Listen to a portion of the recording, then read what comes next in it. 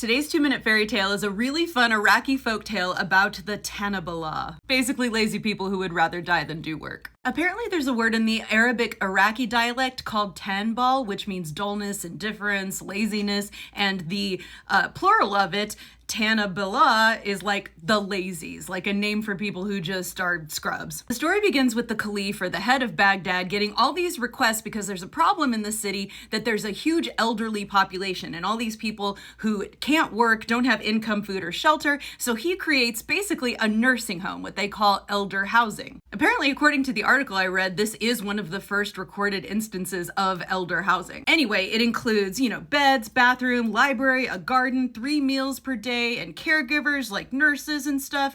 And so it's awesome. But soon word spreads about this place, and the Tanabilah, the lazies, are super excited about this idea. So they flock to this elder housing and pretend that they need it, but they're really young and healthy. And eventually the population of the lazies in this place outnumber the actual elderly who need it. The caliph hears about this, he goes in to check it out and sees all these young healthy people, and the staff are like, yeah, they're disabled by will. And he's like, this isn't cool, we're fixing this. And he's pretty hardcore about it. He dismisses all of the staff for being corrupt and incompetent, and then orders that all of the Tanabilah will be drowned in the Tigris River. He gets the guards to gather up all the lazies, they put them in a cart and carriage and start taking them toward the river.